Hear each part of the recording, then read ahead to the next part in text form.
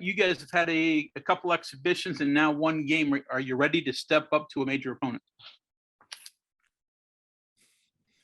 Ask me that after the game. I don't know. I think we're getting better, but we got to take better care of the ball. I mean, it comes down to you can't turn it over that many times and be good people. So what's Pitt do well when you scout them? Shoot the ball. Mm-hmm. They do a great job of spreading you because they have multiple guys that can make shots.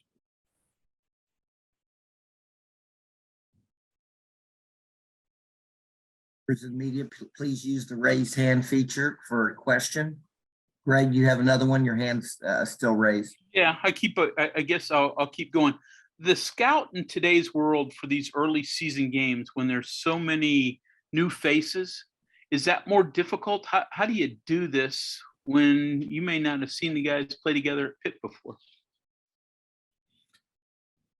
It's obviously more difficult because you don't have as many things to look at. But they played an exhibition game, like we did, and we exchanged. I think we exchanged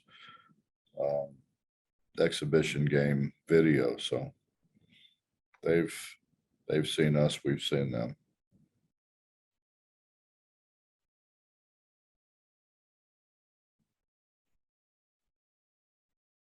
No hands are currently raised. Please use the raise hand feature for a question. We'll go to John and Tony. John, you're muted. Yeah. Hey, missed part of it, but I guess last year's game's really meaningless since you got two new teams. You got two players that played in last year's game that are going to be back, and I think they have three if Huggins plays, right? So really meaningless.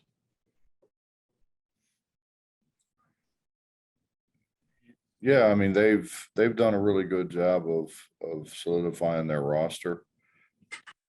They've brought in a bunch of guys who can make shots, and went to more of a spread kind of deal. And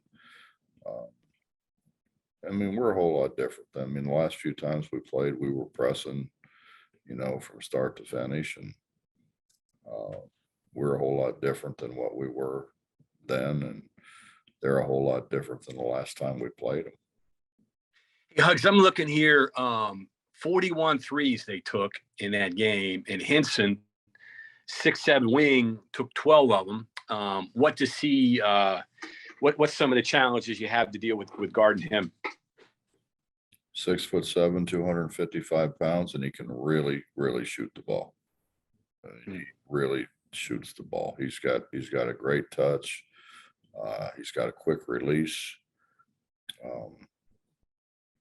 He's really good, and he's really good in transition. And he's good enough that if you try to crowd him or you kind of go at him a little bit off balance, he's going to drive it by you. And he's big and strong enough to finish inside. So he causes a lot of problems. And one other one here, Federico. I know he's a guy you're familiar with a little bit recruiting wise. What does he offer? And I guess he's a pretty good alternative to Huggins if Huggins can't play. Well, Hughley's going to play. Yeah. And I did he's see some reports that they got him doing on contact. Yeah. Yeah. I also know everybody in Cleveland too. So he's going to play, John. Well, I did read that he was doing non-contact stuff this week. So I guess plan on him, right? I tell you what, he's a load on a block. Mm-hmm. He's really good on the block. He's different than Federico. Federico is kind of one of those. He's really mobile. Really can run. Shot blocker. He's not going to be able to score it the way Hughley scores it. But it's in terms of what he does defensively for him and keeps balls alive. he's been really good for him. Coach, our next question comes from Jerry DePaula. Thank you very much, Coach Huggins, for your time today. My question is more of a big picture thing rather than a Pitt, West Virginia thing. What would 1,000 victories mean to you, and how long do you think you want to keep coaching? It'd mean I'm older. Yeah, I don't know. You know, I don't want to overstay my time. But I mean, I feel good about it now. I think I'm still got the energy to do it. I think I can still relate to the guys. So I'm enjoying this year. I think, I enjoy this team. But I'm not gonna, the answer is I don't know, but I'm not gonna overstay my welcome. Thank you. Yes, sir. Bob Hertzel. Bob, I assume you would prefer to play Pitt with a team that has been through it before, especially up there a couple of times. But my look at your team in their first game seems to say that they have the right attitude to go up, the right kind of attitude to go up there and face what they're going to face there.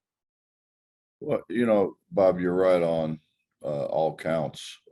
I would rather usual. have played there before. Some guys that played there before, but we have guys that have played. We've got guys that have played in some really hard places too. We've got guys that played in the SEC. We have guys that played in a lot of big time leagues at big time places. Wasn't Pitt, but it was big time atmospheres. So I think those guys will, we bring Joe off the bench who's played in virtually every big arena in the Big Ten. So they've been there before. Those guys have been there before. I don't think playing at Pitt is going to be any different for them than playing in the Big Ten. How important is attitude when you're playing against Pitt as compared to, say, maybe the last game they played or whatever? Well, I don't think they understand the rivalry. We don't have guys who grew up watching the rivalry or hearing about the rivalry. They don't really know anything about it. We haven't talked about it at all. We haven't spent 5 seconds talking about it. Thank you. Next question comes from Justin Jackson. Hey, Coach, how you doing? Good, Justin. Hey, kind of going off of what you were just talking about, not having guys familiar with the rivalry.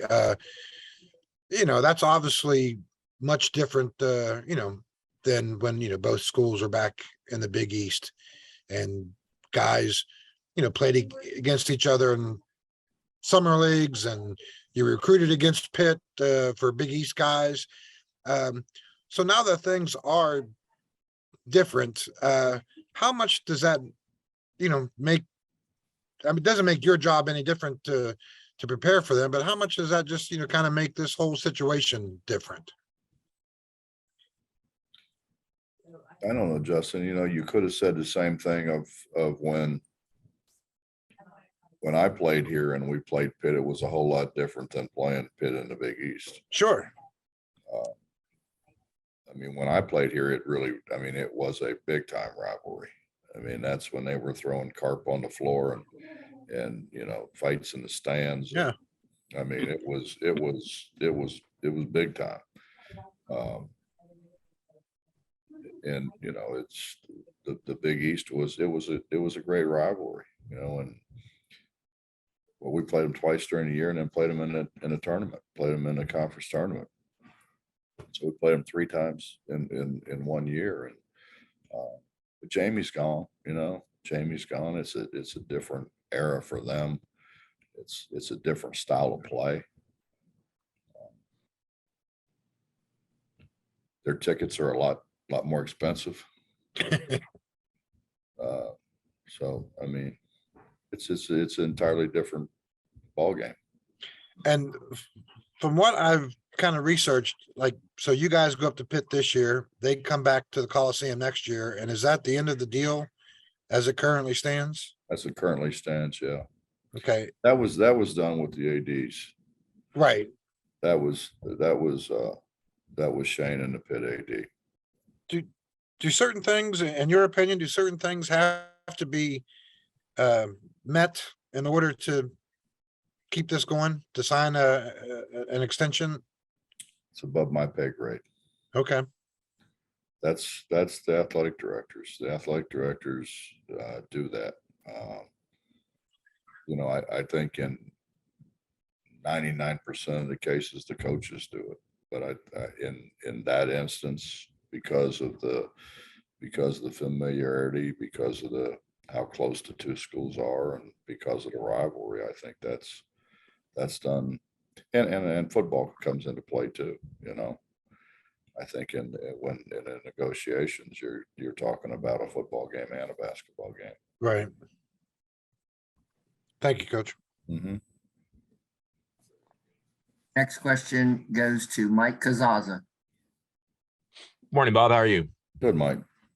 Kind of off the beaten path here, but the signing period starts and no news on that, but I don't know that that's actually news because the way rosters and construction goes nowadays, how different is the approach to that early period, maybe the late period too, but also just in general, signing classes these days?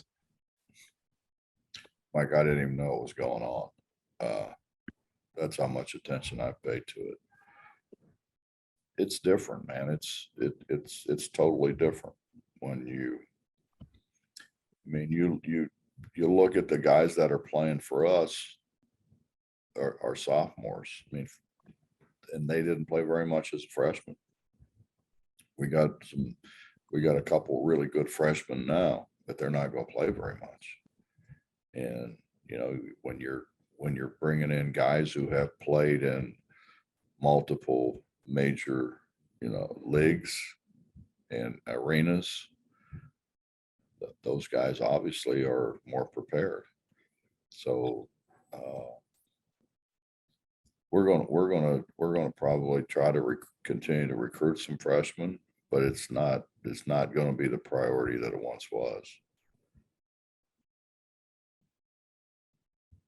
You have a follow-up, Mike? Yeah, I just, is that prohibitive? Is that advantageous for? I have no idea, no opinion on that, but I wonder if maybe you know more about your team or your roster next season, you know, some number of months from now, as opposed to right when the season gets started. Well, look at the guys we're going to lose. Look at the guys we're going to lose. We're going to probably replace those guys through the portal. That'd be my guess. I mean, obviously you want to get the right guys, but I mean, I think with the guys we have, that this is their last year, and most of those guys are 5-year guys. They're probably going to get replaced by portal guys, not freshmen. Then, you know, because I don't want you writing bad things about me. You know, if I'm playing a bunch of freshmen and we're getting our butts kicked, I just assume you write nice things. You have my word.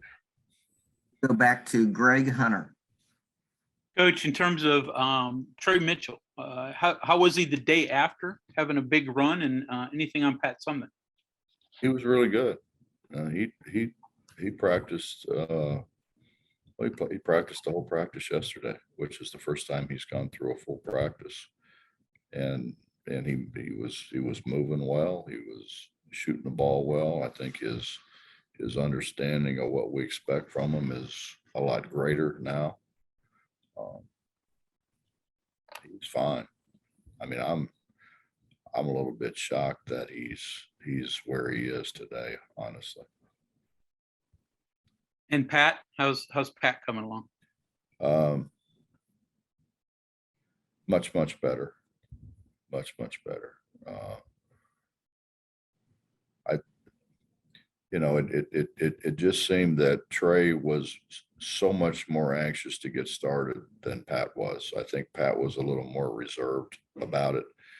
But then again, you know, Pat didn't go through what Trey went through, you know, and I think Trey really missed it where Pat had played a whole lot more than what Trey did. So I think he was a little more cautious, if that's the right word. Back to Jerry DePaula.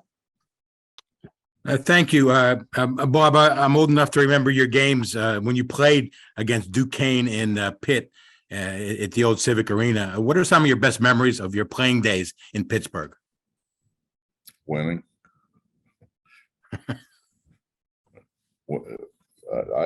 I remember the games we won and not so much the games we lost. We played in the old field house a lot. Seemed like a lot. And it was fun. It's kind of interesting, the characters that showed up in the old field house. But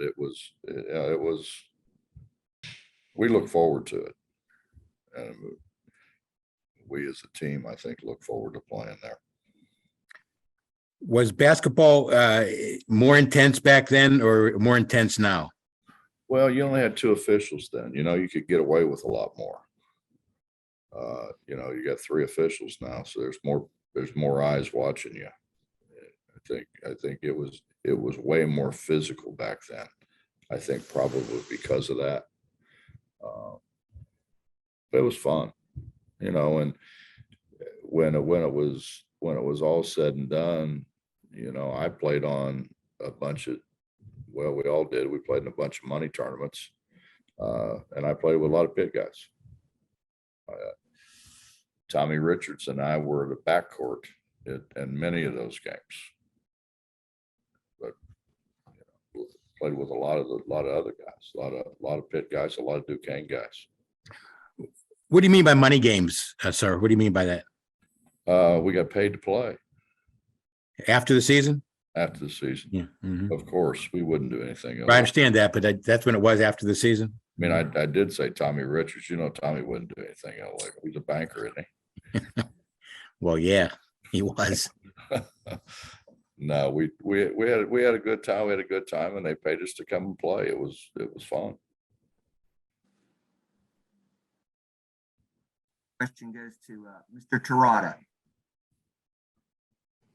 Hi, Bob. This is Suichi. I cover the Celtics here in Boston. I just wanted to ask about one of your former players, Joe Mazzulla. Obviously, he's coaching the Celtics now, doing well at it as well. Just wanted to get your thoughts on him and if you were surprised at all that he was able to make it to the NBA this early in his career. Yes and no. I think he did it probably faster than most, but Joe's going to work at it. Joe's going to work at it. He's going to spend time. He does a great job of absorbing what he needs to absorb, and so I mean, I was a little bit surprised, I guess, but not totally surprised. Follow up, sir. Yeah, and I just was wondering, did you, when he was a player for you, did you kind of maybe realize or notice that he could be a head coach one day? Did he kind of have those attributes? Yeah, I remember Joe coming over to me saying, "Take me out, I suck." And I said, "Yeah, you're right, you do." But I said, "Just stay out there and see if maybe we can play through this." And he came back over the second time and said, "Will you take me out? I suck." So I said, "Yeah, go ahead, go sit down." Do you remember what year that was? No, I don't, but I remember that very vividly. All right, thank you. He's the only guy I've ever had say that. Back to Justin Jackson. Hey, Coach, one more on Trey.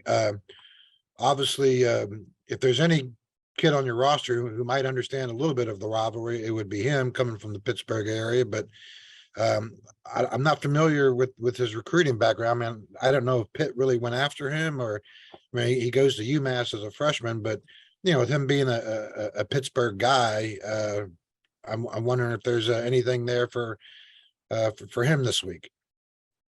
I don't have any idea. I didn't, we have never talked about it. He is from the Pittsburgh area. He's not from Pittsburgh per se, but he's from the surrounding area. So I'm sure he's well aware of Pitt and their program and their history, but we've never talked about it. Yeah. So I don't have an answer for that question. Yeah.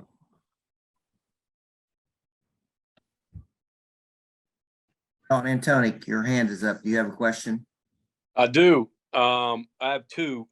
Quick on Trey. A little pleasantly surprised that he performed so well in whatever it was, 14 minutes without practicing.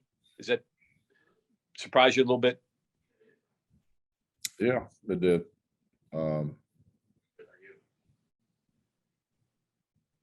He got the clearance from the medical people. So, that part of it, you still wonder about, and he seemed to be, to me, well, and Mhm. he's a smart kid, John. I mean, I think that's the thing. He was never in a drill. He was never a part of anything. I mean, when he had the surgery, he was out. We were not going to in any way jeopardize his career. Mhm.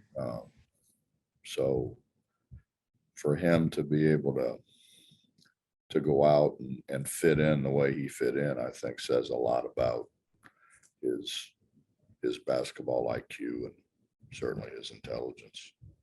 Yeah, I mean, you get new guys in there, sometimes they can mess things up, but when he was in there, you guys made runs. Well, he can make shots. That helps. Yeah, well, when you have guys in can make shots, that leads to runs. Yeah. Last one I have here. I know you've only watched one game of Pitt, but is there a team style wise you could compare them to that we know, that we've seen? No, I don't think so. They do a great job of playing the 4-out stuff, which really opens up, driving lanes and so forth. But they do a lot of other things, and I think I think they're way more versatile defensively than what they were in the past. They're going to play multiple defenses. Okay. And they're going to press some. Okay. So I think I think they're going to bring a much bigger package than what they brought in the past. Okay. Greg Hunter. Bob, back to your memories of Fitzgerald Fieldhouse and Pitt. Any specific moment, any interaction with Tiger Paw, any of those type of things? You always have great stories. Anything Don't want to, I really don't want to get into it, Greg, because it may incriminate me. It's 40 some years. I don't think they can prosecute you. I don't think that. Well, I don't know. It is Pittsburgh. I don't know, man. There was crazy stuff. I mean, it was when Junior Sample and Tiger Paul got into a wrestling match. I mean, how does it get any better than that? It was a lot of fun. It was a lot of fun. And the neat thing about it was, and there were a lot of scraps and things, and a lot of stuff went on. But the neat thing about it was when it ended, we played. I mean, I played a lot with Pitt guys and Duquesne guys. We played in all those tournaments. I mean, why wouldn't you? If you go make a few dollars and have fun playing ball, why wouldn't you? I went in one time. I was playing for P.I. Drake, the Castle Club, and he calls me like at the last minute and says, "I need you to to get up here, and I was actually was in the dorm. I'd drive up to Wheeling in that little grade school, whatever it was, right there. And so I get in, I walk in the locker room, and everybody's in there laughing and having a good time and all that. And I walked in and went dead silent, as it was all Pitt and Duquesne guys. And then PI didn't play me in the first quarter. I'm sitting there thinking, what am I doing? You know, I'm thinking if I don't get in the second quarter, I'm going home. He puts me in the second quarter, and I played the last 3 quarters, and Tommy Richards and I end up playing in the backcourt together in a whole lot of tournaments. The big guys were kind of in and out. They got fired, and then they got rehired. And PI found a couple other ones, whatever. But Tommy and I were fixtures in the backcourt, so we played together a lot. Members of the media, there's no questions in the queue with raised hand. This is our last chance. Any other questions for Coach Huggins? Hey, Bob, I do have one final one. Incoming recruit, how much can you tell? Is he enrolled yet? When can you start talking about a newcomer? I can't. Mm-hmm. I can't. That it's too early for us to talk about that.